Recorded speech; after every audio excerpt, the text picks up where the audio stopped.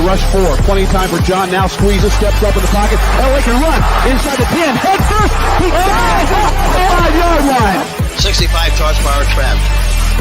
It might pop wide open, Rats. It's in there! Was that there, Rats? Nice going, baby. Yes, sir, Rats. High snap. It's no good. The Chargers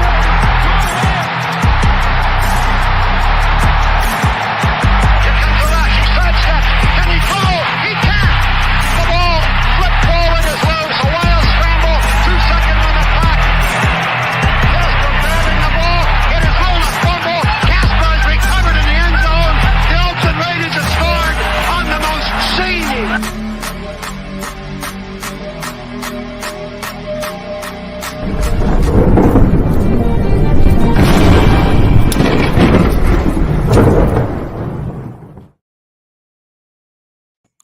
Good evening, everyone, and thank you for joining the Wild Wild West podcast.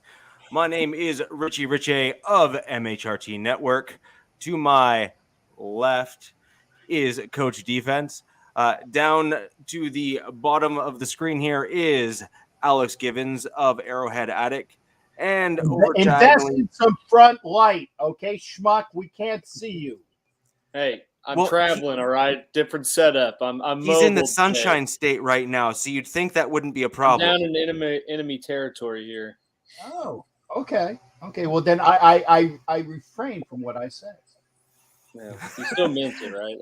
And the gentleman that just couldn't help himself but complaining is Captain Jack Rackham. Yeah, I'm in a pissy mood. Okay, there you go. And we are the Wild West podcast, where we're going to go ahead and jump into all things AFC West. And we hope we have a candid audience tonight, because we are going to jump into all things defensive line for all 4 of our teams. I'm not going to lie, we already spoke on previous podcasts a little bit about the defensive lines, but this is really kind of taking it that next step and really digging into it a little bit. Each of our teams made major moves on the D-line this particular offseason. And Coach, did you want to maybe kick us off with kind of your review and your analysis and kind of your rankings on it all? Sure. Let's go. Get into some deep digging as far as the statistics is concerned when it comes down to the D-line.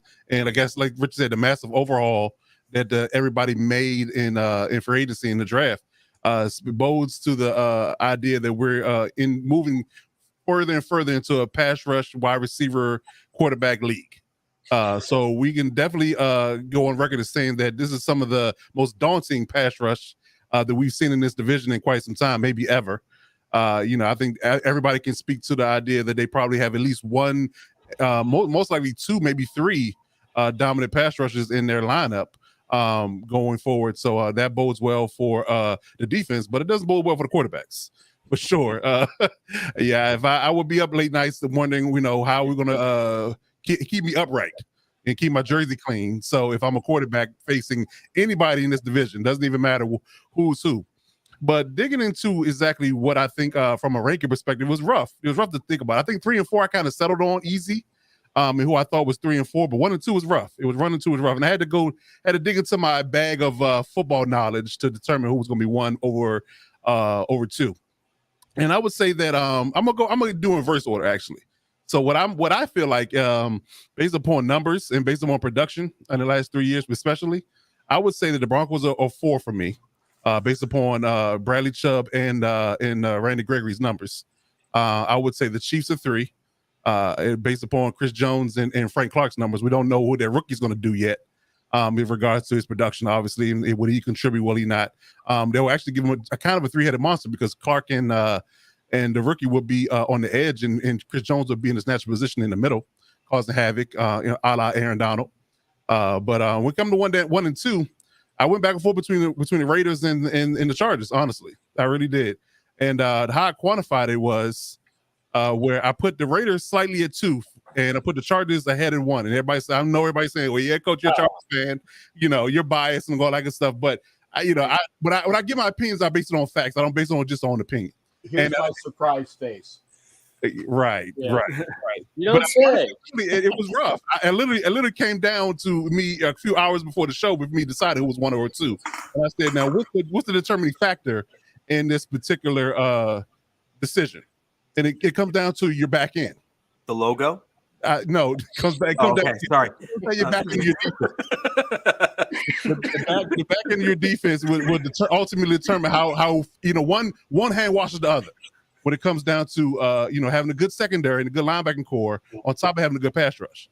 So, because I allow what Tom Brady did to us a few years back in the playoffs, where he realized that Melvin Ingram and Joey Bosa would want to get after him early and often, and the tackles couldn't hold up. So what he did, he just quick passed it to death. So he just made sure that before Joey could get out of the stance and get to him, he would get the ball out of his hands. So, you have to be able to have a nice press cover type of man coverage style defense on your back end in order for your pass rush to even get out of the stance and get to the quarterback, no matter how good they are.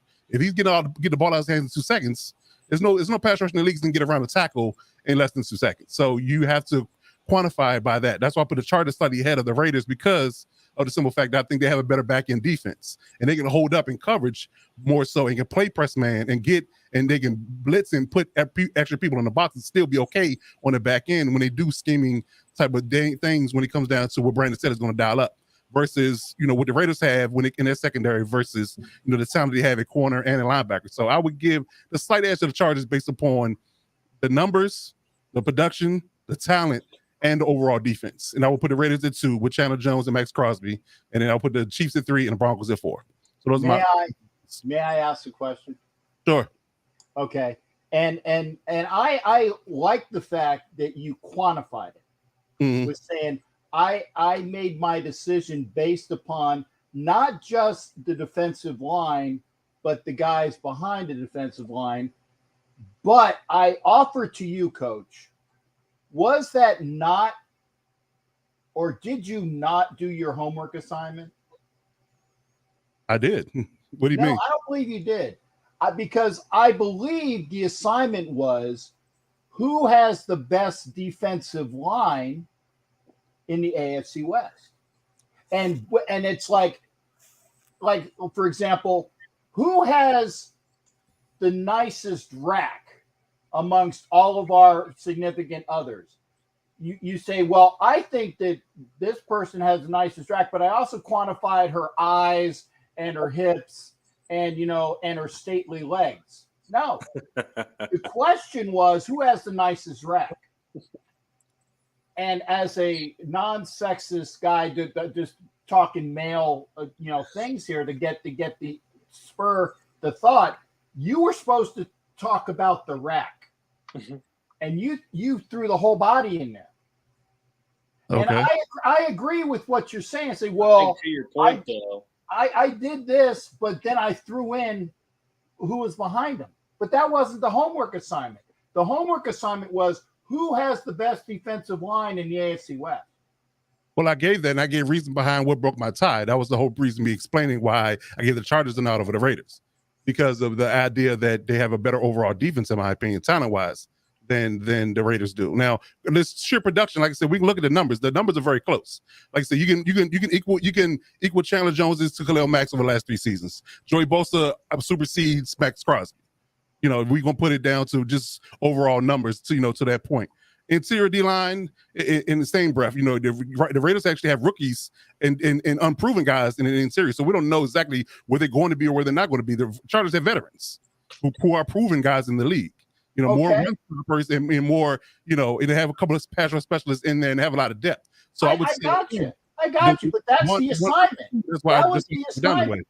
And if I'm going to go with that, okay, and here's surprising. I'm not going to do the 4-3-2-1. I'm going to say, based upon the defensive line, the Chargers have the best defensive line in the AFC West. True. Okay. That was the assignment. Okay. I didn't quantify who the hell's behind them. And the reason why they have the best defensive line in the AFC West is, excuse me, if no matter if they're playing a 3-front or a 4-front, okay, it's the guys that are there. And the reason why I give the nod to the Chargers is because the Raiders' interior we don't know about. There's a lot of question marks there. I think that the Raiders have the best ends in the league over the Chargers' ends. But when you throw, like I said, this wasn't who has the best ends in the league, it's who has the best defensive line. So if I'm going by what the homework assignment was, and I love busting your balls, by the way, because it says, oh, yeah, I did my homework assignment. No, you didn't. You quantified it, but I love that. But like I said, I would say the Chargers have the best defensive line amongst all of us based upon just the personnel that they have. The Raiders, I would bring them in at number 2, even though their interior is suspect or unknown. Okay, I mean that's fair. I thought about giving facts that back up my opinion. That's all I was doing. I'm sorry. I kind of tend to actually agree a little bit with Captain, not to try and pile on, but at the same time, I think it's important to look at the totality of the D line. So you actually made a comment there that I'd actually like to unpack before I basically almost completely agree with everything Captain just said, but I have a difference of opinion from what you said, and I actually think this would be an interesting one for even just all of our viewers today, and even in the comments below in terms of what you think about what I'm going to say, because it's actually different from what you said, but we're both kind of talking about the same thing. So you made a comment that you felt that the back end supports the D line. However, from all of the comments that I have heard and overheard from audio, for example, like, we can all agree that Aqib Talib is up there within some of the top echelon of cornerbacks, I think, in the league, in modern era, at least, interceptions, all that kind of receptions, all that kind of stuff, interceptions for touchdown, that sort of thing, pick six. One of the main things that he and Chris Harris Jr. have said in their subsequent interviews about great cornerbacks is that they rely on, dare I say, exceptional defensive line pressure, and that exceptional D-line pressure is actually their best friend to ensure that coverage can continue and they can do a better job or even appear to be better than what they have been. So, Coach, what you were making a comment on kind of when you kind of used it as like the tiebreaker, which was middle linebackers or linebacking core and secondary being kind of your tiebreaker for the D-line. My question back to you would be, well, in my opinion, I think the D-line is actually the better or bigger driving factor for supporting the secondary, not necessarily the secondary being the one that supports the D-line. I just kind of want to know what your thoughts were on that. Well, it goes back to my comment about one hand washes the other. Like you have to have a decent to exceptional talent from either side to be successful, especially the way the league runs now and the way the league is so pass rampant. So you can't have a dominant pass rush with a weak secondary. It just doesn't work that way. Because again, to go back to our Tom Brady analogy, if you're giving up 5-yard passes in 1.5 seconds, the pass rush is null and void. I don't care who you have. And you can have Lawrence Taylor and Reggie right back there. It doesn't matter. So it just depends on who you have in your secondary based on how well the pass rush, how effective the pass rush is. It's a holistic thing. It's 11-man thing. Having a good pass rush doesn't make you secondary all Pro Bowl. It just doesn't. So having a good secondary corner and, like I said, safeties as well to cover those tight ends that we have in our division will ultimately, play into you getting to the quarterback easier and more often, because then, we draw up things on the chalkboard, you draw up things for game to game. You're going to have situations where they're going to say, well, our tackles aren't going to hold up by themselves, so we got to give help. So we got to be able to get the ball out fast, take our check downs. We can't take shots down the field because we don't want to be able to get the ball off. We have to get the ball off in under 3 seconds. That's the goal. They're going to put on the chalkboard today that playing the Raiders or the Chargers, we got to get the ball off in less than 3 seconds. So I got to hold up at least for that long from a secondary perspective in order for the pass rush to get there. So again, yes, you can't cover all day. It does. You can't cover all day, and you can't you cannot get to the pass rusher super fast either. It's a balance. It's a balance there. So you have to look at it from both sides. Fair enough. My general opinion, and it takes a lot, because I've seen basically defense I've seen that typically have succeeded, really succeeded and held up long term and kind of over the course of the entirety of the season, particularly in the playoffs. those teams typically have had great interior pass rush, especially in the last, say, 3 to 5 years. And in my opinion, that kind of negates a little bit of solely looking at the edge positions. And I'm talking more in the, depending on how you want to look at it, but basically your two defensive ends or your two, basically flanking guys on either side of your nose tackle or D tackle. Different, obviously, schemes kind of play different players, and they're meant to do different roles and what have you. But if you were looking kind of what the Broncos had in our 2015 defense, if I'm just going to kind of apply that directly, I'd be talking about guys like Malik Jackson, Derek Wolfe, Sylvester Williams. Sylvester Williams was not an elite nose tackle or D tackle. He just did his job by forcing two guys to try to block him. And as a result of that, it allowed both Wolf and Malik Jackson to then get pressure into the backfield and force a quarterback off the ball. And because they have such a short distance to travel, I mean, case in point would be a guy like Aaron Donald in the league currently right now, who is, it's just ridiculous seeing just the production of the knives. Pardon me? He trains with knives. It's silly. Like it's absolutely just silly the production he's getting. It's crazy, right? And when you look at the interior, even Vita Vea, for example, in the Super Bowl, when you saw the pressure he was able to get right up that middle section of the KC O line there, that changes the game. Like really changes the game. And because you have such a short distance to travel compared to the edge rush, which has to take the long route there, you can get there in under 2 seconds or 1.5 seconds or something similar to that. From the interior, highly doubtful. Again, and AD is a freak of nature. We can't quantify him in this conversation. He's up here and everybody else is like right here. Triple teams. So nobody does that. Like I said, outside of somebody like Reggie White, it was just unseasonably strong. Right, Chris Jones. We're talking two dominant interior pass rushers in the whole entire league. But who gets paid? The edge rushers. And to your point about Malik Jackson and that crew, back to that Super Bowl year, yes, they did create havoc in the interior, but who won the Super Bowl MVP? Von Miller, an edge guy. And same thing with the Rams run. Aaron Donald created so much havoc, and they had to focus on him. It freed up Leonard Floyd and Von Miller to be on the edge one-on-one. So allowed them to be great. So again, one hand wash the other. You don't have that without the other. And they had to have three elite pass rushers to be so effective on defense because their secondary outside of Jalen Ramsey wasn't elite. So they had to have that. So they did a lot of scheming and manipulating of coverages and disguising and doing a lot of tricks of the trade to make people confused long enough for that vaunted pass rush to be able to get home. But you got to have that coupled with decent to great coverage in order for your pass rush to be great, in my opinion. No, I think it's fair. When I'm looking at just kind of what we're seeing now, clogging up that middle helps against the run. It helps keeps teams one-dimensional.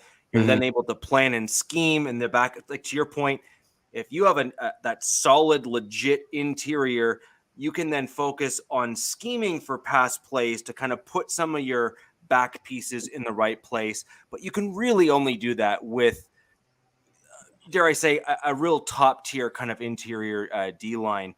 And I hate to be kind of knocking kind of two things towards your direction here, Captain. But I mean, seeing Max Crosby in the play that he was able to accomplish, it particularly last season, and that next step forward, I have a hard time not putting him above a Bosa right now today. Now, if Bosa can surprise me and stay healthy an entire season and continue what his traditional production has been on a normal trajectory for him, then obviously I think I might change that particular opinion because Bosa, I think, can be more productive, but he can't stay healthy. He always gets hurt, it seems. Whereas Max Crosby, at least to date, has stayed healthy, and that makes all the difference in the world. And I think that was one of the things that and again, Coach, notice I said right now that I would give it to the Chargers defensive line based upon the fact is that who your middle is, okay? Mm-hmm. And the Raiders middle, the guys that they have had that they've signed at defensive tackle And it been, like Bilal Nichols as well as Hankins and the two rookies. They don't know who their middle is. But herein lies the rub. We're going to talk about one of those things later on. I'm not gonna go search to the end, but as of right now, I'll give the Chargers, and I notice I said Chargers for you because I'm giving it for number one. I'll give props as it is. But what Richie was saying as well, Bosa can't stay healthy. Okay, Crosby for the most part has. Okay, and by the way, Crosby should have been Defensive Rookie of the Year. They gave it to Bosa's brother, and it was not due. Crosby had a better year than Nick Bosa, and I defy anybody to tell me otherwise. Crosby should have been the Defensive Rookie of the Year when Nick Bosa won that award a couple years ago. So,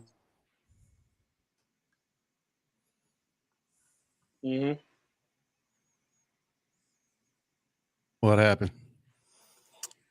I wonder if there's busted been a the internet. His point was too fire. Bad. It could be. I leave it bad. It might have been bad. That's the intro photo we need for him, right there. Right there. It is. Yeah, you screenshot that somebody so we can use that going forward. All right. So now that we have that screen grabbed, Captain, I'm just gonna I'll leave you there because it's. That's great. Yeah, that's it. That's perfect. So I have a funny feeling that there may have been a power issue there, and it does take a little bit for all the equipment there in the room to get powered back on. We'll wait for him to come back in and join us. But I think it's definitely the power. Yeah, definitely the power. So I kind of agree. So Alex, you really haven't had a ton of input here, and I think that it's important that we get, at the very least, the Chiefs' perspective on all of this, a little bit more than us just kind of saying, well, you have like one dude and then who else. But I'd like some more information. I think all of our audience would. What are your thoughts on the Chiefs' defensive line, the changes you've made, perhaps even changes to come, if there's any that you're aware of that are almost sure things? And what's your thoughts? Yeah. So, I mean, in the grand scheme of the assignment we're supposed to do, I on paper with what the D lines look now across the division, I would put the Chiefs, third behind the Raiders and the Chargers, solely because, like you said, to preface, me talking, outside of Chris Jones, there's not a whole lot of, totally consistently proven commodities that are on the line. Like, yeah, they got Frank Clark, but in my opinion, they pretty much swapped Frank Clark for Dee Ford straight up. And it's kind of a wash. He's not the same guy he was in Seattle. Right. He's going to be gone once that contract's up, and he doesn't, he shows up in the playoffs, but outside of that, he's not a consistent pressure, off of the edge, which has kind of in the past caused him to move Chris Jones around, which has kind of hindered his stats. The thing Coach sent us earlier with kind of the stat line across the last 3 seasons, I feel Chris Jones's sack stats have kind of been hindered because they've had to tweak their game plan, week in, week out, to move him outside a little bit more when, he can play out there, but he's kind of, in my opinion, 1B to Aaron Donald in terms of pass rushing pressure specialists on the interior line. And so, I think the Chiefs definitely have potential to be in the same realm as the lines that include Crosby and Chandler Jones and Bosa and Mack, if those all, are healthy and pan out. And I'd say that if the rookie Karlaftis they got from Purdue is able to be somewhat productive and, be a consistent force on the outside, that's going to shore up their whole line, as a whole, because they're able to kind of keep Chris Jones inside and keep him where he belongs, and know they have at least one consistent force on the outside to help not only with the, with pass rush and edge pressure, but with the run in general. But I think right now there's just too much unknown to say the Chiefs are in the same tier as as what the Chargers and Raiders have. Sort of similar to the Broncos. I think the Broncos obviously have they have talent on the line as well, but it's somewhat in the same unknown phase of if it all pans out like the front office and staff is hoping. Then I think we have sort of 1A through D of what lines are good depending on the week, because like Coach said, it's a QB division, and obviously every team. What up, Robert? But obviously every team also responded to it being a QB division by bringing in elite or what they think will be elite pass rushing, and I think that's the biggest indicator of what is successful for a D line in this league is who is able to pressure the QB and disrupt, all these excellent quarterbacks we have in the division and disrupt teams' plans and passing schemes.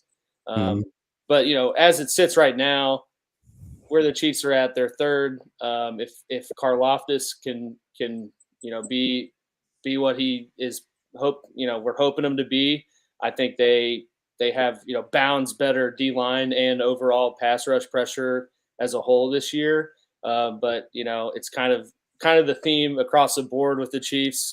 So much new overturn and young overturn that you don't necessarily know if it's gonna pan out like we're hoping at this stage in the off season.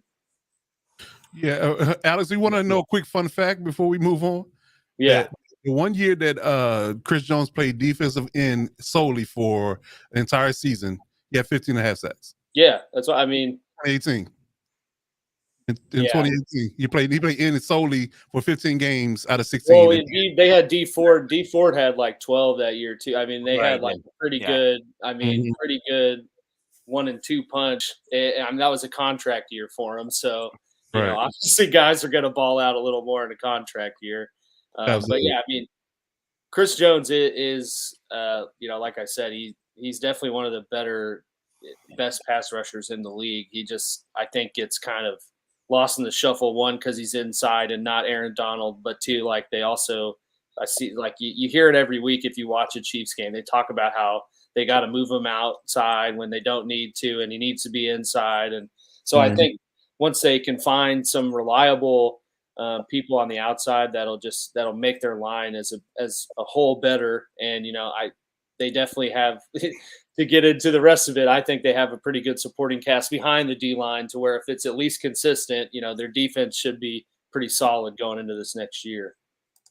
Yeah, I think he's inside by necessity because your interior pressure and your run stopping ability is porous if he's not inside. No, yeah, absolutely. And and there's not much out. Like I said, there's not. They have Nandi, who when we talked last week, I said, outside of Chris Jones, no one's really a proven commodity on the inside, which is kind of sort of the similar, narration to the Raiders. It's just, at least we have Chris Jones, but there's not much else. So there's a lot of, I think, and that was my hot take last week. I think if they do make a move, it's to bring someone else to couple with Jones inside. I mean, they are a traditional 4-3 unit, so kind of a good priority to make sure you got a 1B or a 1 tech or 3 tech to be in there that can play the whole time. So yeah. Now, do you think that kind of speaks a little bit to draft issues? And again, this isn't a Broncos fan truly attempting to pile on and or whatnot, right? I'm being honest, right? Because I mean, I'm happy to point. No, I think, and I'm more referring to the back end of the draft too, right? So, I mean, Chris Jones was a later round pick, if I'm not mistaken. I think he was third or fourth round. Well, my point being is he wasn't like first or like front of the second or something. He was kind of third and beyond, and typically you start getting you find guys at those levels of the draft, but you typically don't find Chris Jones level guys at that level of the draft. I mean, I have to give credit. I think Donald was a second. But again, you have to give credit where credit's due for picking up a guy like that, right? And do you kind of think that was more of a fluke and then they've moved away from a specific draft strategy? Or have there been maybe scouts that have changed out that have really allowed you guys to struggle? Because I am looking, generally speaking, at the Chiefs roster, and there are several positions, even just across the D line, that you guys are weak at in terms of depth. Yeah. And above and beyond that, to your point, where's the UDFA pass rush guys? And not to toot the Broncos horn on this, but I think it's also true because, again, stats are stats and facts are facts. I mean, we had Malik Reed as an undrafted free agent as an edge rusher. Is he a starter? Probably a bit of a stretch. Is he a rotational top tier backup on almost every other team in the NFL? Yep. Yeah. Yep. And guess what position? Undrafted free agent. So, I mean, to have a UDFA develop to that level on the Broncos is exceptional. We also had Shaq Barrett, who is a UDFA that I mean, he's in that, like, top top echelon. Yeah. And then we also have Cooper on our team right now, who was a 7th round pick that we picked up in not this past draft, but the draft before. So this is his 2nd year in the league. And we also have Chris Allen that we brought in this year as a UDFA as an edge rusher. So again, I'm not trying to say like, hey, look at me, but I'm looking at what the Chiefs have done, and they seem to have not picked up guys that they've been able to develop behind the ones that they're about to lose, even if it's just to trade them at the back end of their contract for picks. No, I mean, and to your point of if there was a change of strategy, Chris Jones was taken when John Dorsey was the GM, and and I say Veach, the GM now, hasn't necessarily, it doesn't seem they've put a big emphasis on drafting any sort of position early. In my opinion, Veach is more of he likes to win every pick he takes, and so he goes for a crazy value. I think they only took Karlaftis because a lot of people were predicting him to be, 20 to 15 range. Right. And so it's like, oh, well, look how good I'm going to look because this guy fell down here and I traded up to get someone else and he just fell in my lap, Yeah. But, Yeah. And the same with the last, I think the last top two round pick they spent on a D lineman pass rusher was Breland Speaks. That was Veach's first year. Yeah, he was a big ass dude from Ole Miss, and everyone thought was going to be perfect to fit next to Chris Jones on the outside. At the time they were 3-4, so it was kind of like he was going to be a tweener. But that was Veach's first draft. They didn't have a first round pick because they didn't have a first round pick, and they had the Rams like 2nd round pick for Marcus Peters or something, and they used it on Breland Speaks, and I think he played 1 game. And he kind of ever since then, when he didn't pan out, I mean, I think I don't think he's in the league anymore. I think he's in the USFL or something. Oh, wow. Okay. From a, potential first round pick. And Veach kind of took him in the 2nd round because he was similar to the guy now, hyped up to be a potential first round late flyer, for sure, early 2nd rounder, and he didn't pan out. And so I think they've kind of switched their mode, like, they don't necessarily. It doesn't seem that they really value any sort of position or interior line or anything like that. He's more like he's trying to pick whatever's going to make him look good in the moment. But they have had some undrafted guys that have turned into at least solid contributors with what's on the roster. There's Trayshawn Wharton, who's actually a dude I played against in college. He went to a D2 in the middle of Missouri. Missouri Science and Technology. And I mean, he's a pretty solid contributor. But, kind of to your point, if you put him on another roster, I don't know if he even gets out there in a defensive rotation. But I feel that they've put more of an emphasis on the linebacker core and the safeties and, playing defenses more matched up, like in a nickel package, bringing safeties down, than necessarily prioritizing stuffing the box in the inside.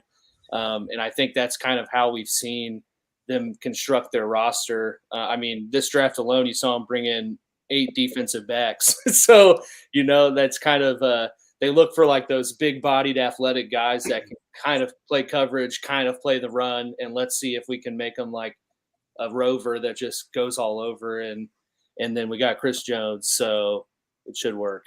That seems to be the mindset. But I think they do need to put more of an emphasis on replacing or finding someone because I don't think it's unrealistic to think that this is Chris Jones's last year in KC, and I don't think if the offer's right, I could see him moving him now because he's going to want Aaron Donald money. Wow, are we giving hot takes early? Well, I mean, hey, couples with it, right? But I mean, honestly, if someone was calling the GM of the Chiefs right now with an offer he couldn't refuse, I see him moving them because they're going to have to pay him after this year. And so I mean, from my perspective, looking at it, would I rather, have a guy I know is going to be elite for one season and then watch him leave, or would I rather recoup something? You got to get something for him if you know you're going to lose him. But I mean, would you actually have to lose him? I mean, yeah. Well, like, what are the rest of the contracts on the team? I mean, Mahomes' contract is only getting worse from here. Yeah, Kelsey's getting paid, but he's the only one, really. Yeah, that's what I'm saying. So where's all the other money going? Orlando Brown's coming. Yeah, they got to sign Brown. Most of the guys they signed this offseason are pretty team-friendly deals. Like the free agent receivers. Yeah, MVS's deal is like basically a 1-year deal with 2 team options. Juju's is kind of the same. So a lot of these guys, the only one I don't know about is Justin Reed. But I think this is 30 million. You got 10 a year.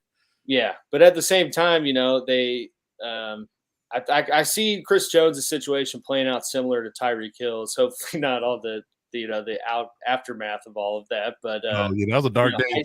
I see it, especially with the recent Aaron Donald signing and him getting what he got. Chris Jones is not going to say I'm taking less than that, especially if he puts up solid numbers this year. So I guess that is kind of the segue into the hot take. I still haven't given my review of the Broncos stuff. Yeah. And before you go, Rich, can I say something now? Because when Rich was to this horn about how good the Broncos are with UDFAs historically. Now, let's be honest here. Much like the Rams are with the salary cap, it's not a skill that everybody in the league has. Like, getting quality UDFAs is very tough. Like if you have that particular ability or you're lucky enough to get quality UDFAs on a regular basis, then you're special. You're special. Thank you. Well, I mean, I'm talking about the Broncos. You got in the Broncos front office, he has some type of secret job that I don't know about. But the Broncos front office, or at least the personnel department, has been really good or really lucky about getting UDFAs. Same thing with how the Rams are with late round draft picks. They hit on late round draft picks for their scheme, and it works out pretty well. But again, that doesn't every team in 32 does not have that ability to do that. So you have to take that with a grain of salt and say that this team, maybe a handful of teams is good with UDFAs. Everybody else is kind of shooting in the wind. In my space, but that Chris Jones take that's hot off the press. That's a habanero hot. So I'm interested about that. Sizzling over here. Yeah. Well, I mean, given the caliber of player, I mean that's more like ghost pepper hot because he is in that small, very small. I mean, close it, Rich. Close it tighter. But he's in that elite level of player, and there is 3-4 at that position maybe in the league right now that are at his caliber at the moment at best. Yeah, I would say him and Aaron Donald, and then who's next? Maybe Villa. Well, Vita Vea, I'm sorry, he's a monster. He's a monster. The dude the dude's a manimal, but right? that dude was a running back in high school. He's a bowling ball that would just not go down. So roll a boulder downhill and say tackle it. Yeah. Fletcher Cox was DZ said Fletcher Cox, but but he's on the back end of his prime, I believe. Well, So- and to the point of why I think Fletcher Cox, prime example, the Philly, the Eagles had to pay him, and now they're kind of stuck with this dude who's not what he was when he got paid, and that's he's why on I a think. 1-year deal now. They've resigned him for a 1-year deal, didn't they? Oh Yes. yeah. But up to this point, I mean, you kind of saw after they won the Super Bowl, it's like the roster kind of deconstructed from the dudes they had to pay, and then that's true. work around it. Again, that in my opinion is another example of a team that drafted poorly to backfill positions, and as a result of doing so, they paid the price, right? And that's sad, but it typically happens with a fair number of teams. Segueing quickly over to the Broncos, I wanted to cover off my rankings for just cover off a few of the Broncos players, as well as the reason why I disagree with all of your rankings. Is so for starters, I do have the Chargers ranked first. Mhm. So I actually don't disagree with your rankings, Coach, in terms of overall, at least with your team being first. Looking at Powder Blue being number one, I don't think you need to factor in your secondary or any other things. I simply did the homework assignment as written, and I believe that right now, given the players that you acquired, I think that you have done enough to solidify things across the board. Now, results may vary depending on injuries, but nonetheless, I do have the Chargers ranked first. Where I kind of veer from the rest of the rankings is I have the Broncos ranked second right now. And the reason why I have that, the reason I have that right now is we struggled in run defense last year. And much like what the Chargers did, again, if I'm going to be fair and balanced, I'm going to say the same thing across the board, regardless of the teams. We struggled in run defense last year. And the first thing we did was go out and get one of the best interior or DN/DTs in run defense in DJ Jones. And that's undeniable. I don't care who you are. He is that good. Like he is that good in the run game. He also has a tremendous number of tackles for loss. And he regularly gets into the backfield and breaks through and wins either 2-on-1s or one-on-ones. So I think that's an important distinction to make. And frankly, to be honest, that's also what the Chargers did this year. The Chargers recognized that they had a weakness within some of their interior linemen, like right in the middle of their defense, and they went out and acquired guys to help plug that gap, fix that hole. And that's part of the reason why I have the Chargers ranked number one. And then as I'm going through, I'm looking at the totality of the other pieces that are on the D line. I think that we replace Shelby Harris with DJ Jones, and I think DJ Jones gets similar pressure to Shelby Harris. I think we're going to have slightly few batted balls because Shelby Harris had a special gift of reading the quarterback's eyes and actually batting down passes at the line of scrimmage. I've actually never seen another DN like Shelby do that regularly. It was pretty impressive. But I do think DJ Jones is going to improve rather than hinder our run game. And then I think that we got a pass rusher that better complements Bradley Chubb's style in Randy Gregory. You need a speed rusher, which is what Vaughn used to be. Gregory has pumped his body with enough THC that he's going to be good for the next 3 to 5 years. And he's seemingly cleaned himself up as well, which I think is a really good thing. If you actually do a deep dive into the last 2 years in particular, he has had what can only appear to be a complete 180 in terms of the way that he's approaching things. And that is good enough as far as I'm concerned for me. And he supplies that speed rush. So Chubb is that kind of power rush type guy. And we used to have Vaughn on our team who supplied the speed rush and the bend and that sort of thing. And I see Randy Gregory filling that role on the edge side. Now, in the last podcast, for those of you who may or may not remember, I had as one of my kind of trade pieces that I thought the Broncos could well trade Draymond Jones because I thought he was a very valuable piece that was really better suited in a 4-3 rather than the 3-4. Now, I don't really want to see him go, but I could actually see him being a sought after piece by other teams because he started to kind of slowly step up his game. And I don't want to he's nowhere near where Chris Jones is in terms of that interior piece, but in a team that wants a young guy that's on an initial cost controlled contract, he would, the other teams would be salivating for someone like him. But if he continues that trajectory that he's taken these past 2 years, he's disappeared in a few games, fair enough, but then he's also had just a complete game where he took over.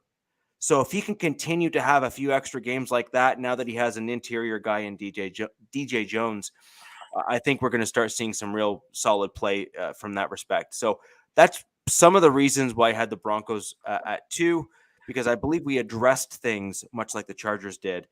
And because the Raiders have not addressed the loss of Filon on the interior of their D-line, to me, I was watching their D-line last year, and I was in shock at just how well he was playing on that straight middle of their D-line. And with them losing him to that injury, and then not, to my knowledge, I don't believe they've re-signed him either. No, they didn't. Pardon me? No, they didn't. They No. drafted 2 guys in his place. They drafted Matthew Butler and Neil Farrell Jr. to replace him. Right. And while I appreciate the draft picks can, especially on the defensive line, 5th round picks, weren't they? Yeah. But I mean, sometimes you can hit on those guys and they really shock and surprise. But to your point, Alex, I think ultimately you can't necessarily rely on that. Mm-hmm. Well, actually, I think they're really good picks based upon where they got him at, because they're really high. They're really great high from a run stopping perspective. Now, from the pass rush perspective, run stoppers, they're studs. I mean, Farrell's 30 pounds. Freeland Speaks was a fantastic pick based on where the Chiefs got him at.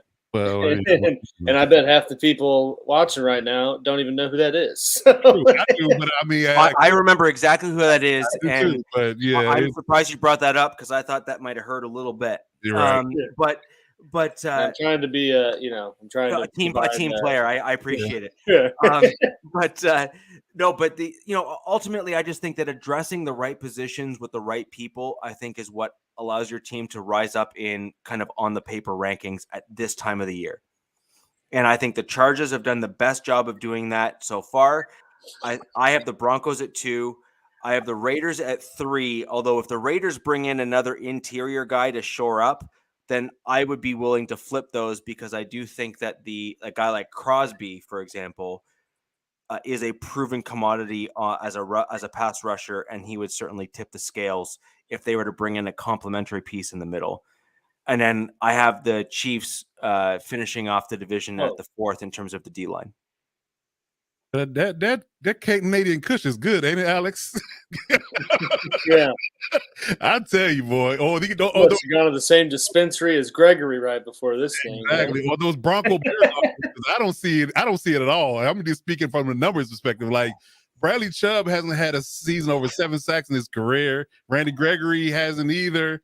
I'm just like, yeah, okay. I mean, yes, it depends on what the overall.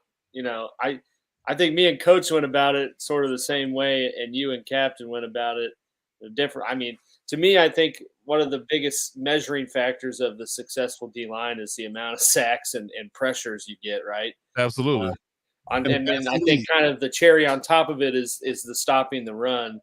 Right. But, I mean, I guess there's more that comes into effect in stopping the run, with linebackers being able to read and people, outside of the D-line flowing downfield and filling gaps.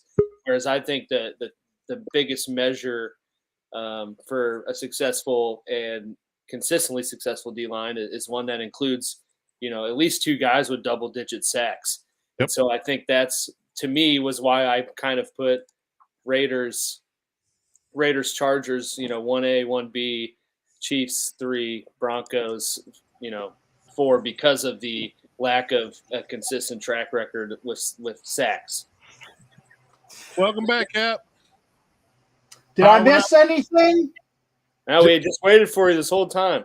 You missed Richie's hot take. I tell you to miss that part. He said the Broncos were number 2 in his rankings below the Chargers. He said the Raiders are, quote, dog water. I don't know what that means, but hot dog water. Oh, old hot dog water. Okay. Well, You know why they call that a hot take? Because it steams like the crap that it's coming from. Ooh. Actually, so since you've been, lied to, I think it's important that I correct the record You said the Chiefs were dog water. to pull a legal term out of my back pocket. I actually, what I did say is that I felt that because the Raiders haven't directly shored up the interior of their D line with a rushing interior D lineman or someone that has got a proven track record of pressure. I had the Raiders just below the Broncos for that reason only. And what I did say, thanks guys for not actually conveying this, is that if the Raiders were to bring in someone who is a commodity player in that interior, I would actually flip both the Broncos and the Raiders to put the Raiders at number 2 and the Broncos at number 3, because I firmly believe that in today's NFL, that interior, that dead middle of the defense, is such a critical position to have on your team that it can make all the difference in the world.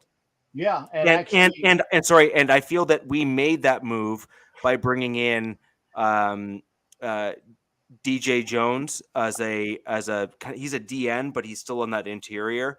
Yeah. And we also bring back he was injured last year, but he has had some really good games as an interior guy in Mike Purcell. Okay. And again, and apologies. So Alex is a liar, which doesn't surprise me because he's a damn ketchup and mustard barbecue. Okay. Since this is a family show, notice I kept it. I kept it in. Very G-rated today. Very Right. G-rated. And apologies to all, but it's called spring and summer in Florida. You take a power hit when it rains. And then my computer decided it was time to do a couple system updates and cleanups. And so my apologies there, but this might be happening occasionally when we do the show. Not that I'm, pre-making excuse. I'm just saying I can't change the weather. I got, and I appreciate that. If I'm ready to do a hot take, has everybody else done theirs or? No, you're good to go. No, Okay. you're kicking it off. Okay. So I'm kicking it off. Well, my hot take is this, okay? Because again, just like everybody has an anus, and and all opinions are just like anuses. They're either really smelly or if you take care of yourself, they're decently clean. I clean that up for you as well. My hot take is that the Raiders are going to do one of two things, or maybe both. Okay.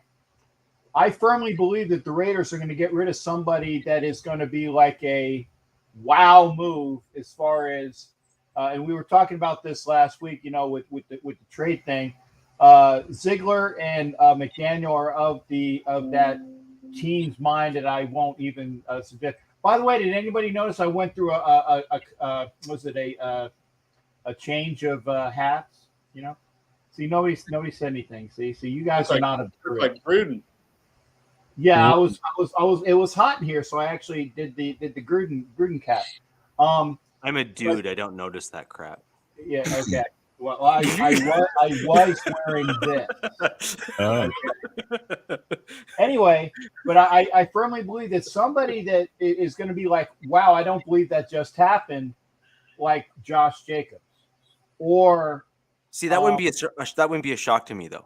Yeah, but it is when you think about how the fact is that they're ranking the Raiders running backs is probably the best of this group, and maybe that's another one of those things that we'll do for another time.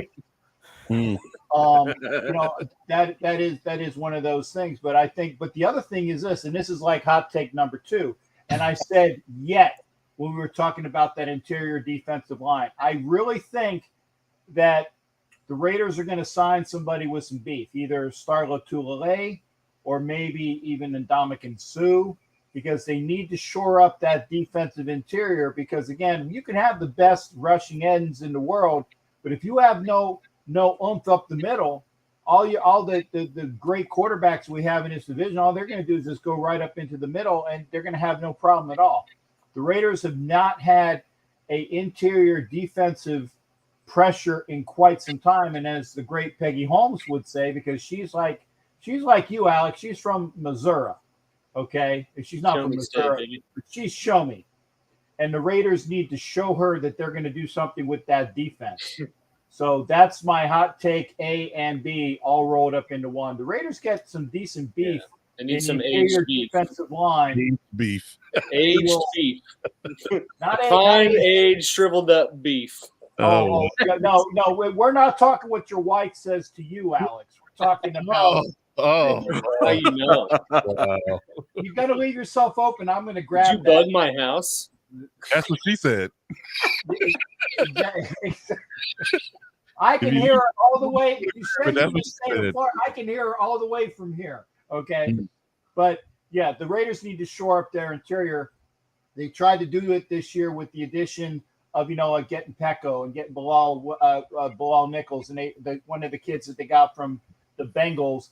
These are guys that might be able to do that. The defensive rookies that they got might be able to do that, especially the kid out of LSU, but that's unproven. The Raiders, I think, are going to sign somebody of stature in the defensive middle to help out that defense. That's my Eddie Goldman. Did you guys keep Pecco?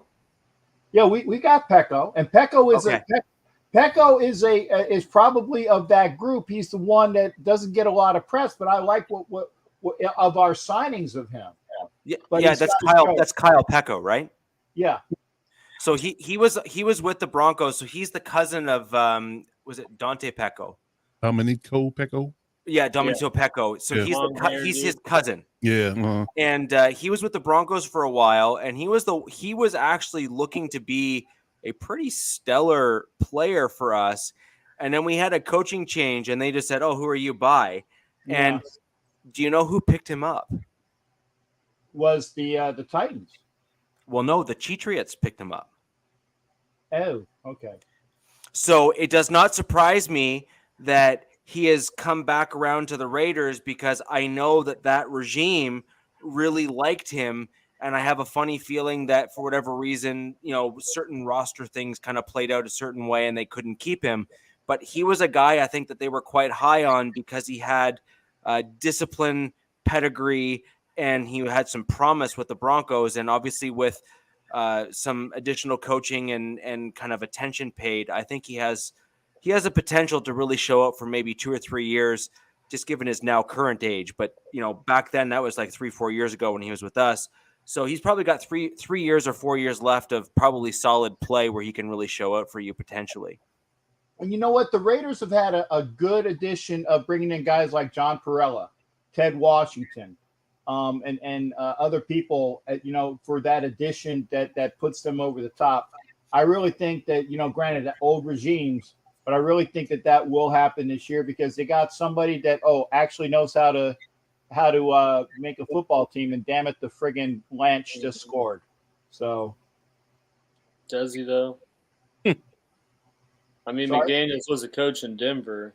No, I'm talking about the regime formerly, and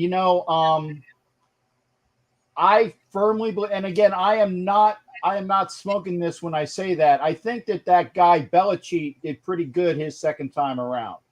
I think that guy Pete Carroll did better his second time around.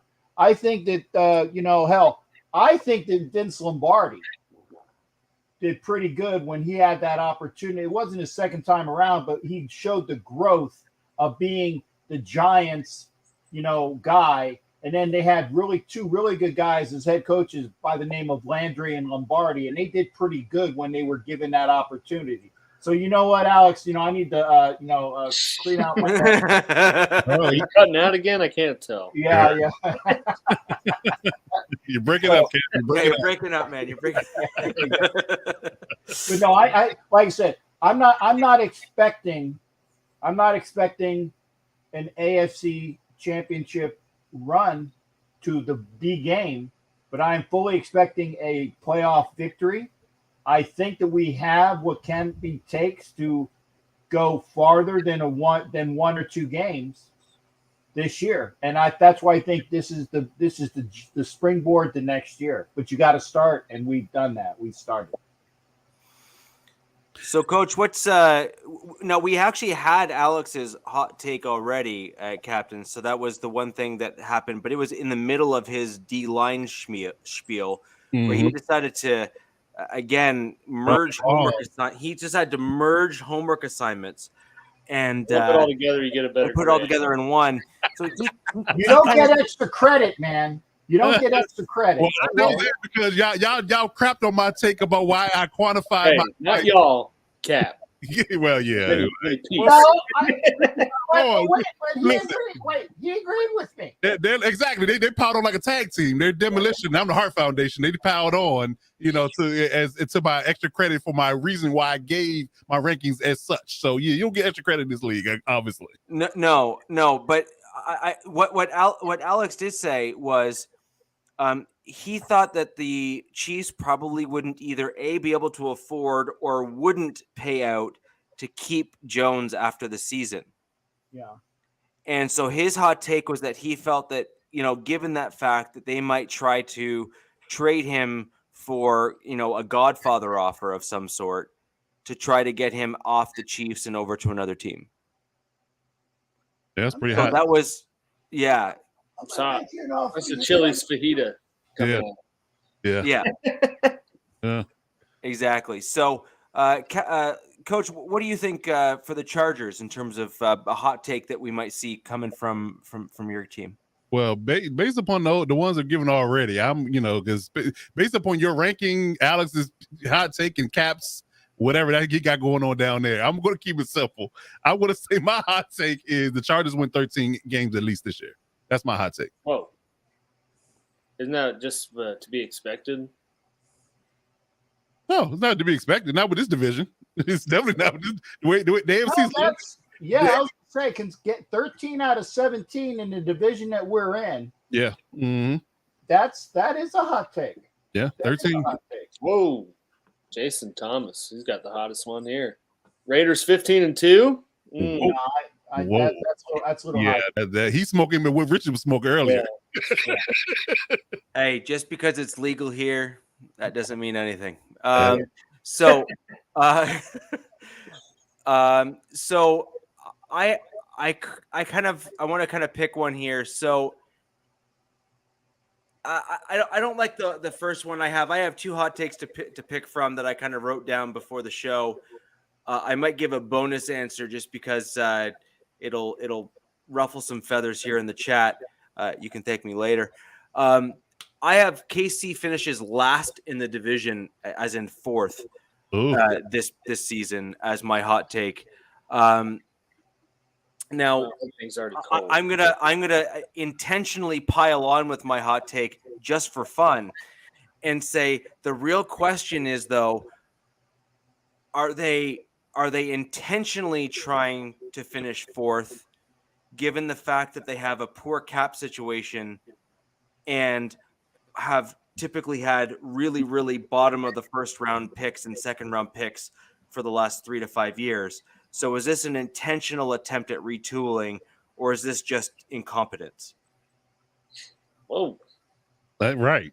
Yeah, I don't think it's either one, but I mean, typically it's normally one or the other, because you normally don't fall into it, right? Is it incompetence to go to win the division every year and go to the AFC West championship game and go to 2 of the last 3 Super Bowls? Is that incompetent? I don't think so. Is that not what the rest of the teams here are trying to do?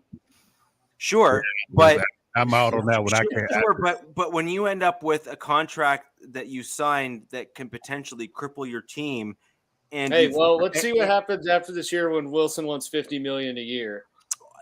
Hey, I've been on record to say that could potentially cripple our team, and the example that I've given is the Chiefs. It is because when you look at the fact that when you have a player on your team that takes up that amount of your cap space, it hinders your ability to put a better team around that particular player. And then in order, I mean, that should be obvious for anyone. However, what it also does is that player then needs to be able to continue to improve in order to make up the difference between the players that they could have signed or they would have signed and those that they can no longer sign as a result. So what you need to end up with is, for example, in your case here, is that you need to have Mahomes to continually improve his level of play in order to make up the gap, for example, of losing a guy like Tyreek Hill. Yeah. So can Mahomes improve his level of play to get yourself to that next step to make up for that loss? I think that's a fair question. And I only say that because that is an example of one of your top tier players that you were unable to re-sign because there's no way you could have fit that within the cap space. Mm-hmm.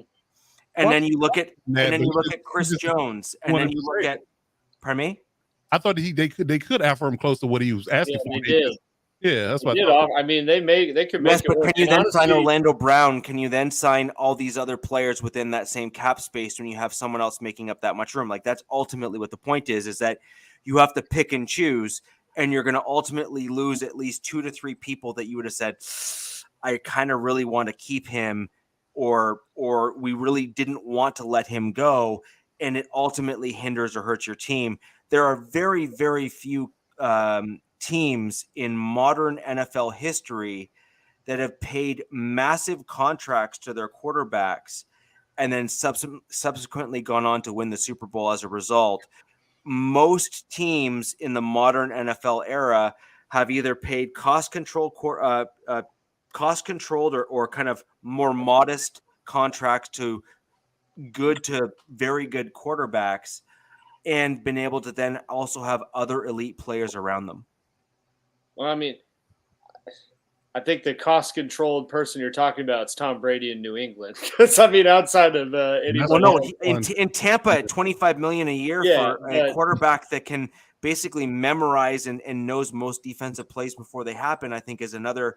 I mean, trust me, I hate even having to say that out loud, but we all know I'm not wrong either, right? So I think that's an important distinction to make, is that when you have a quarterback like Tom Brady making $25 million a year, when then you have Patrick Mahomes signing a contract within the same year for 50 average per year, I mean, that's a 50% discount. That really affords you a lot of leeway in terms of who you can keep and who you don't. Yeah. I mean, I disagree with that. I mean, they definitely have been able to make things work. I think with some certain players, for Tyreek, for example, it comes down to the overall. I think they can afford to make those types of moves, but do they want to make that? Like for Chris Jones, for example, he's going to be like 31. Tyreek was pushing 30. Kelsey's pushing 30. So they're in this also tweener zone where they have Mahomes, and they still got to change the core around him with guys who are somewhat aging out. And so then it boils down to, do you want to pay someone, this amount of money when they're not going to be the same guy a year from now?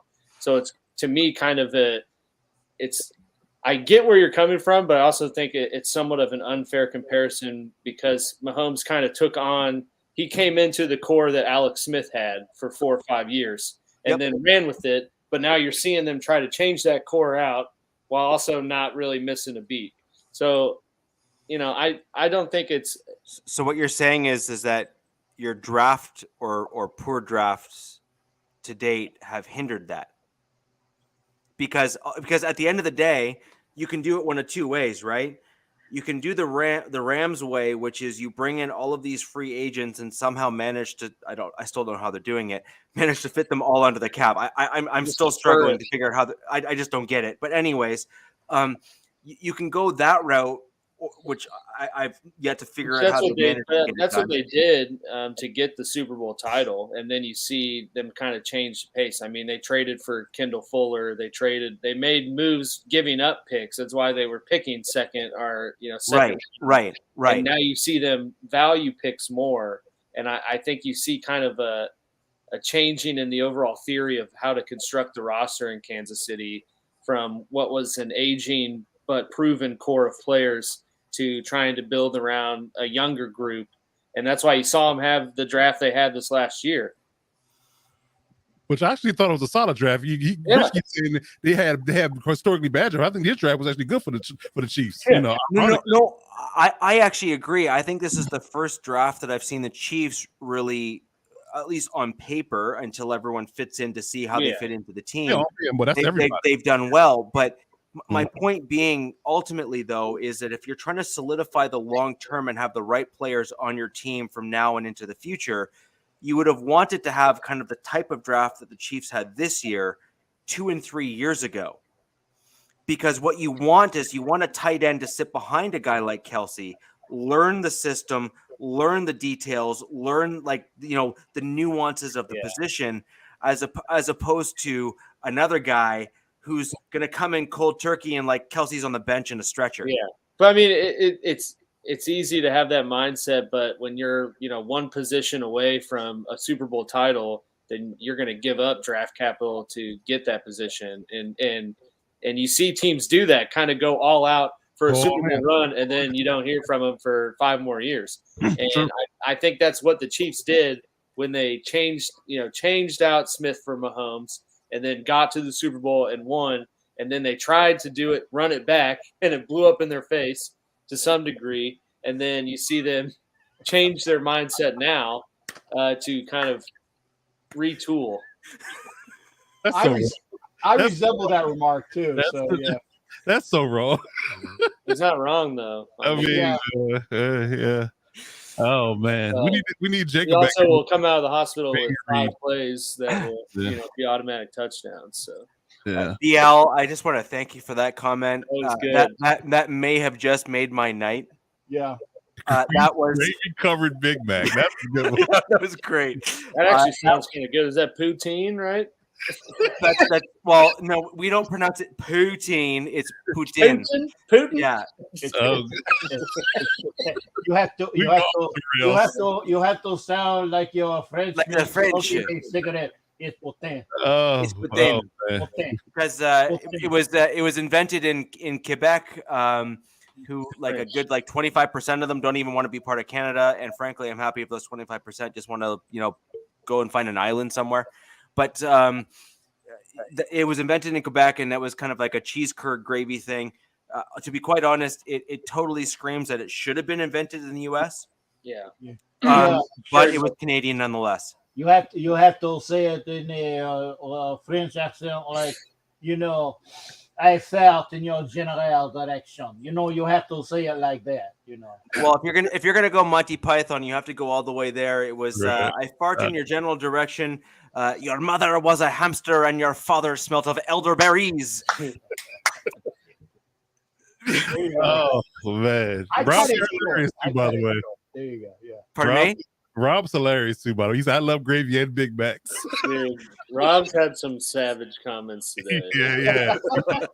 he's definitely on one today. My favorite, which kind of goes into a topic I wanted to ask Cap about. Sure. Rob now that I'm back, yeah. That the Raiders have the fourth best QB in the division, but according to your new wide receiver, Derek Carr is no different than Aaron Rodgers, and I just wanted to gauge your thoughts on that. Yeah, that's a good one. Well, I mean, in what I was talking before about anuses. Okay, and everybody has one, and there are various degrees of smelly. But I will say, in Devontae Adams' defense, I recall a certain year of 2016 where Derek Carr was an MVP candidate until Christmas Eve. Okay. Fair. And the offense that he was running in that year is the same offense that he's running now. And what's that offense, Cap? Tell us one more time. It is the Lay it on me. Right. The Amelia Earhart. No, it's not the Earhart. It's the Pete Mitchell Top Gun. It's not the. It's the Top Gun Maverick offense. There you go. It's the Fairbanks Earhart offense. There you go. Not the Amelia Earhart, but the Fairbanks Earhart offense. Chuck Fairbanks, and Ron Earhart. Okay.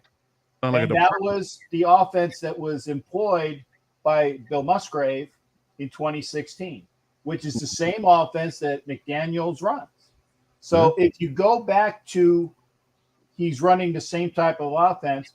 If you go back to, he has his best friend that he has great rapport with, and not just his best friend he has great rapport with, but undoubtedly a top three, I will say top three receiver in the NFL, okay, to go with a wonderful tight end who had an off year last year because of his injuries, but was a top 3 tight end in the NFL, and with a receiver in the slot, which is our version of Julian Edelman and Danny Amendola and Wes Welker. As long as Cooper Kupp would be. Oh my God! I'm a lot going on today. I'm talking old school Pats. Okay, that's why I reached out for that. The point is that if you put all of those together with a quarterback that can play up to his potential, there's no reason why.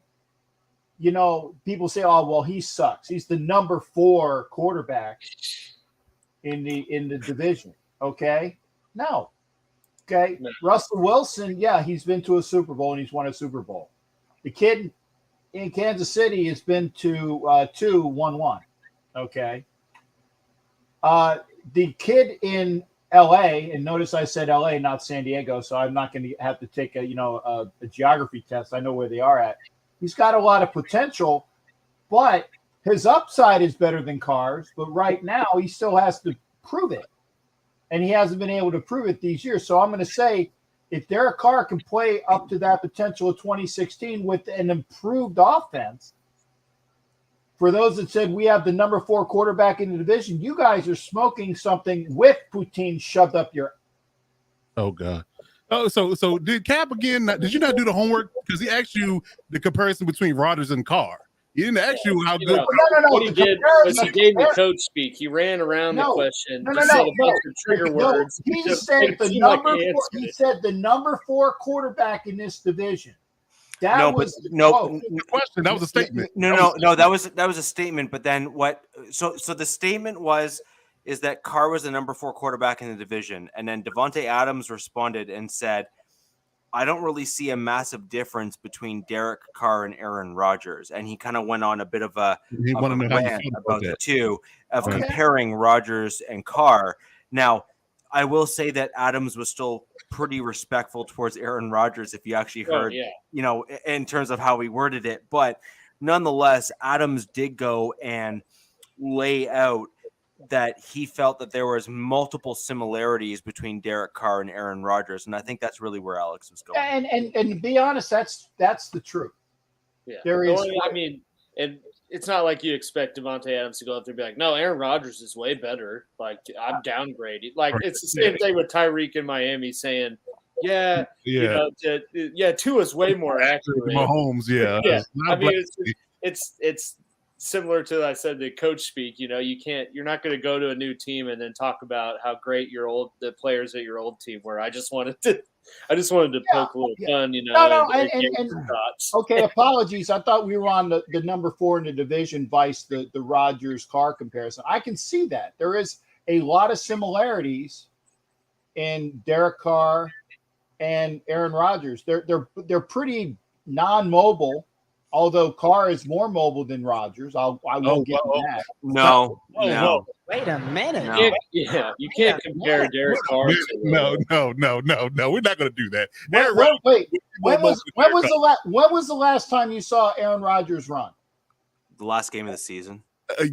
Last season when he won the MVP. Yeah. I don't recall Aaron Rodgers running at all. Okay, I don't recall Derek Carr running. Exactly. I do recall Derek Carr running. In fact, I recall Derek Carr running. 5-yard gain on Thanksgiving Day against the Cowboys. The last time I seen him run effectively, he tore his groin. That's in the COVID year. I remember that game. The 25-yard run against the Dallas Cowboys on Thanksgiving is a lot more recent than that. I love Derek Carr, but he's no Aaron Rodgers. Let's just put that out there. So- I'm just saying that these guys are not known to be runners. Okay, there is another. Are you defining a runner like Lamar Jackson? No, a guy that generally they stay in the pocket for the longest time, and it's almost like, oh my God, I really have to run, and they don't do it. So when they do run, I would say that Derek Carr runs more than friggin' what's his nose. No. It's, look, I actually have a lot of. Hey, Carper, Put Robert's comment up. Robert's is spot on. He wasn't in a fetal position the last weekend of the season. Now was he? That's so See, I actually have a tremendous amount of respect for Derek Carr. I do not think he is. But I have him as either a top 10 or top 12 quarterback in the NFL. So Yeah. I am not putting him though in the same tier as Aaron Rodgers yet. Now, I did not say that he is in the same tier as the two-time back-to-back MVP of this league. Right. But But I did say that if he plays up to the capabilities in that, say it with me now. What's the name of that offense? Amelia Earhart. Earhart offense. Okay. The popcorn Earhart offense. Right, but when you look at what Carr traditionally does, Carr is an extremely accurate quarterback. Reminds me a little bit of more of that pure pocket passer with a little bit of mobility. Aaron Rodgers typically, actually, here you want to know the biggest difference right now is there's a stat that you can get from some of the kind of stat sites out there. Rodgers has a higher accuracy rating, if I'm not mistaken, when he is throwing off platform, as in not in the pocket. Derek Carr, I believe, is inverted to that. I think he has a higher accuracy rating when he is throwing on platform and in the pocket. Mm-hmm. Yeah, that's probably true. And so again, Captain, we've done this quite some time now. I have a massive amount of respect for Carr, his capabilities, and I certainly refuse to slam him like a lot of others are. However, I do think that when you're talking about I do think, though, when you're talking about mobility, running around, the extra bits, I don't think – no, I do think Carr is better than that than, say, Herbert. Better at doing what? Off-platform throws. Did you see the Giants game? Yeah, but I also saw the last 4 games of your season or 5 games of the season where Herbert was running for his life. Is he better than Mahomes?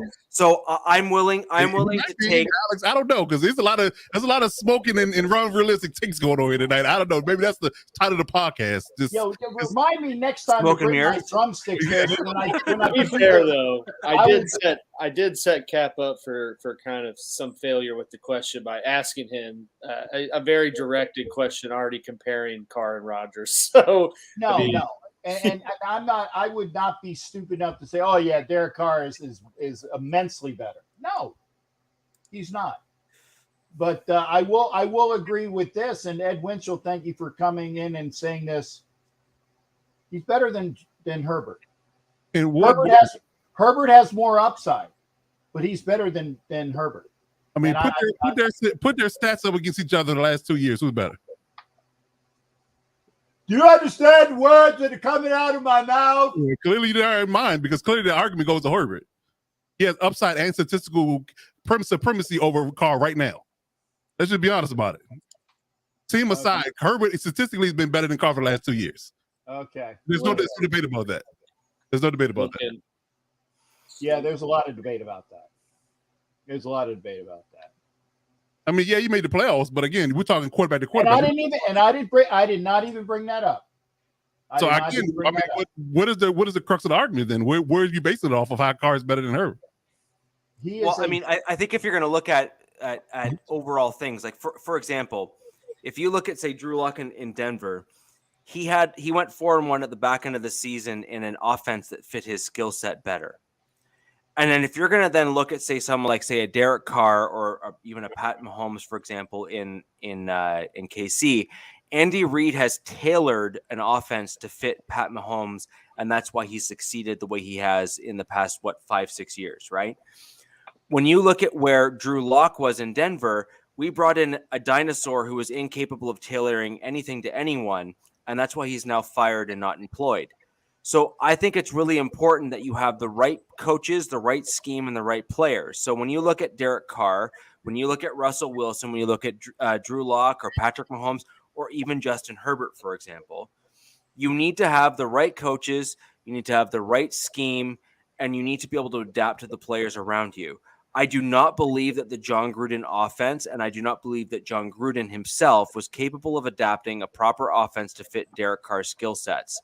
Agreed. I do think, however, that Josh McDaniels, who is known as literally like the Swiss Army knife in the NFL in terms of offensive coordinators, like, did you see like some of the Pats playoff games? They went almost fullback with some old school sets that you haven't seen in years. Spider 2 wide banana. Yeah, it's messed up. I mean, you look at that and like the announcers, like one of the announcers was so old. He's like, "Oh my gosh, I haven't seen that since I think it was like the 50s or something." The Last Supper. Yeah, exactly.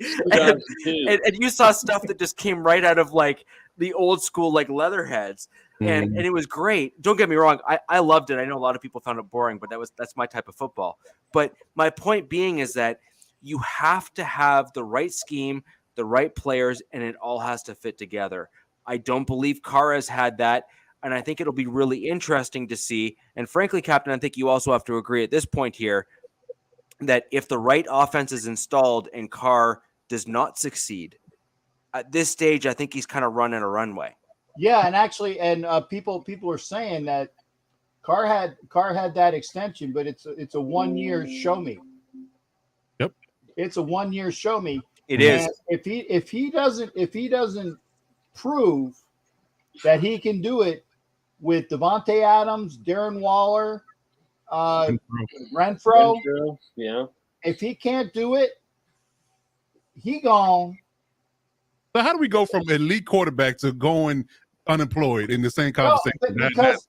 All over the place. Right. I know for sure we're not questioning our situation. You asked the question. If he can't do it in McDaniel's system, where they tailor-made it for him, then are you going to stick around and see what else you got going on? No. Here, Coach, let me ask you this. So last year, the Chargers did really well, and then they kind of dived at the end of the season. However, Herbert's stats look good. You then look at a guy, say, like Kirk Cousins, for example, whose stats are always... We're not going to compare Kirk Cousins to this conversation. You like that? No, but Kirk Cousins should not be in this conversation at all. Kirk Cousins should be banned from this podcast.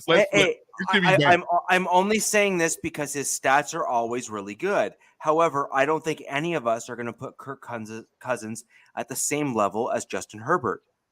I certainly am not. Now, when I look at Herbert and I look at what his possibility is or capabilities are, I think he's capable of being an elite quarterback at the NFL level. Now, if he does not succeed again this year, and you've had continued kind of continuity within coaches and all that kind of stuff, are you then going to circle back to him and then potentially try to sign him onto a long-term deal at the end of the season? Or are you as a team going to say, we need to see you actually succeed?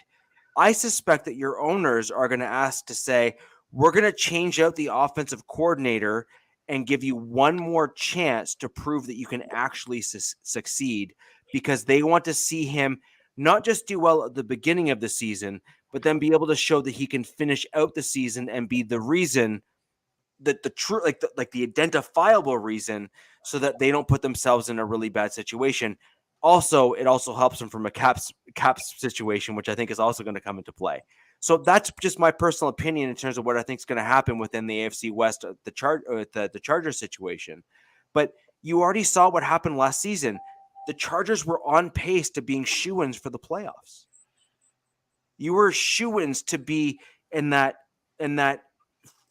top end, and you went 1-4 rather than 4-1, if I'm not mistaken. Right. And the quarterback is seen as both the reason for success and the reason for failure. Whether it's right or wrong, it's irrelevant. That's the viewpoint typically of the NFL. So I actually think that at the end of the day, if you're looking at things objectively, just like, the Broncos looked at Drew Lock and said that you didn't elevate yourself within a poor offense. I personally don't agree with it, but that's irrelevant. The point is that they didn't see Drew Lock succeed despite the system, and they moved on. I do wonder if the Chargers, I don't think they're going to move on, but I wonder if they will settle rather than make changes. Well, I think we're talking in two different directions, to be honest with you, because you have to realize that Justin Herbert, this is the first time since high school that he's been in the same system as a quarterback, college and pro. Because when he came into the league, he was under Lynn's system, and he came, and now he's under Lombardi's system for the second year. But for the first time in his pro career, he's had the same offensive coordinator and same quarterback coach in one offseason. So that plays into it as well. And I don't see a window, honestly and truly, where he regresses in this particular argument, to be blunt. But I don't see them with his first two stellar seasons with the limited and the liability of a defense that he's had for the first two seasons. You really can't lay that at his feet completely at all. I mean, I get the argument that you get too much of the credit, too much of the blame as a quarterback, but right. Again, you can't keep ice skating uphill, in a sense, because if the defense is going to keep letting you down, at some point the idea of winning shootout after shootout after shootout is going to come back to bite you, and that's what happened to the Chargers, in my opinion. Because I feel like they knew that they were very weak on defense and they can score. Good teams can score at will on them, And then we had the COVID game against the Texans, which was a disaster. The Texans didn't score 30 points all year, and they put up 40 against us. So that's another outlier.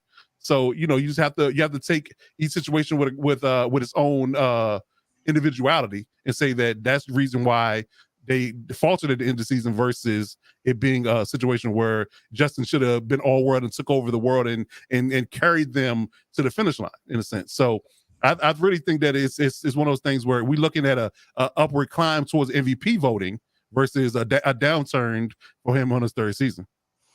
My only comment there is that when you look at what the Chiefs did with Mahomes and the fact that he had the seasons that he did to start off, he was seen as the reason because he made certain plays to extend games and win games for the Chiefs. And I think that's, as much as it pains me to have to say that out loud, I think it's true.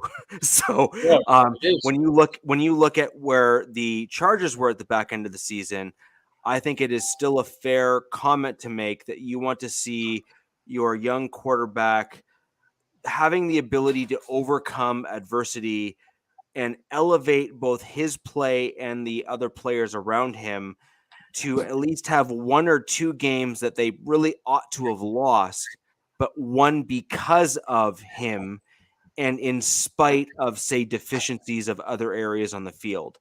And I don't think any of us on this podcast, and Alex, I hope you're not going to, make me a liar.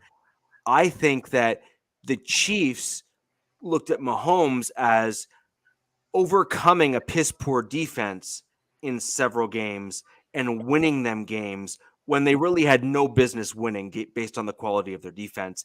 And I think that that's why you see Mahomes kind of getting some of the credit that he's getting and Herbert getting credit, but not quite to the same level as Mahomes, even though some of the stats are better. Well, I mean, you also have to quantify the play calling from Andy Reid and the nuclear weapon of Tyreek Hill. That plays into it, how people defend. And Mahomes inherited a roster that went deep into the playoffs and was ultra competitive already, and they just changed out Alex Smith for Mahomes, and that's why, to your point, he was the difference because that's literally the only thing they really changed, and look what happened. Whereas Herbert didn't necessarily inherit. You see that they're building around him, so I think to your point, they're they're giving him the opportunity. They're saying, okay, we're giving you the keys. Like, don't screw this up. And they got 2 years to figure that out. True. But like, we haven't seen him regress in 2 years. But I would say to that point as well, I think you saw Mahomes somewhat regress, at least stat wise. Maybe not in terms of on the field success and victories, but at least stat wise, which is kind of what you look at when measuring a QB. You saw Mahomes kind of regress a little bit after his second full year. So I think this year is going to be a big one for, the overall future of the Chargers and what they do with Herbert, knowing that they still could potentially have him for, 3+ seasons to still build around him. True. Actually, I agree. I recall there was I can't. Oh, he was out of Pitt, and he played for Miami, and he was like all world. Oh God, what was his name? Dan effing Marino.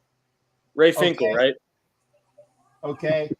Got the point. Was obviously I'm blatantly throwing it like I don't know. Okay. Everybody said that he was all world and he's the greatest thing since sliced bread. He will be the greatest quarterback of all time. Yada yada yada. One Super Bowl with an L.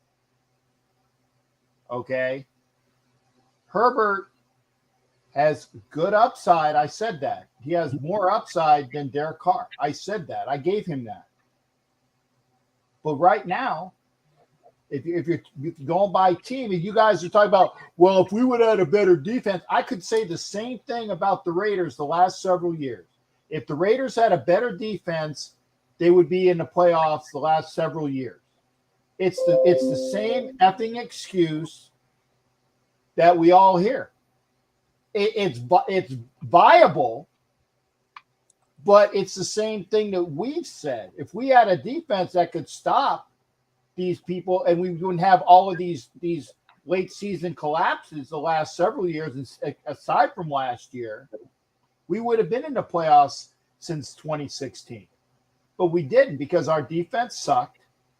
And until that gets improved, that's just the way it is. Carper's, and Carper. Oh yeah, we haven't won squat. I got you, Carp. If I'm going to pull the old, well, at least we have at least 3. The only time that the Chargers have won anything is when. I'll wait for it. If you're going to go there, Carper, F you and the horse you rode in on. Okay? If you're going to go there, F you and the horse you rode in on. I'll take my 3 in your case that has a bunch of spiders and cobwebs in it with nothing inside it. So there you go. We ain't won squat. Okay. So aside from that ignorant comment, okay, the defense, and it is a team game.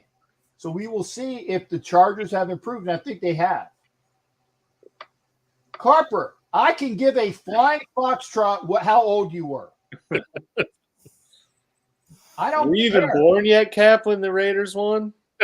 Wasn't John Madden still coaching? Yeah. Were they in Oakland or LA? Where were they? They're in Pittsburgh. Pittsburgh Raiders. I've seen 4 of the Raiders' 5 Super Bowls. Oh, that's showing your age there, buddy boy. When was the last one? 2002? Yeah. You want to know what grade I was in then? Again, I give a flying Kindergarten. He's a first. I can give a flying foxtrot how old you were, Alex, because I probably have T-shirts that say AFC West champions that are older than you. In fact, I know I do. Probably. Okay, I know I do. Okay, but the point is, team game, defense got to put out. Chargers didn't do it last year, and they sat home. Okay, Raiders have not had defense the last several years. Finally, got it to a season, and they went to a playoff game last year. But that's last year, guys. This is 2022 in the season. We will see what happens this year. I don't rest on my laurels. I don't say, yep, Yeah, we want. We've got our 3 Super Bowl. F you. It's all about what you do now. Okay, Agreed. I don't rest on the Preach. laurel. What have you done for me lately, as Janet Jackson would say? Agreed. So, guys, I think at that we're gonna leave the podcast and leave you all for this evening on that note, and we're gonna say we went. Yes, I cleaned it up. I cleaned it up. You did. There was absolutely zero vulgar language, just letters involved. So, we want to thank everyone for joining us tonight on the Wild West podcast. We will be live next Wednesday to go over more AFC West topics. We will integrate all 4 teams like we do every week here on the podcast. If you have any comments, suggestions, or complaints, leave them below in the comments here on the video. We love to hear your feedback. We love to engage with you all. You can also catch all of us on Twitter. I believe we're all on Twitter. You can find us all. Most of our handles are very similar to what's below in terms of our names here on the show. And ladies and gentlemen, thank you very much for joining us, and you have yourself a wonderful evening. Love you back, Robert Carper.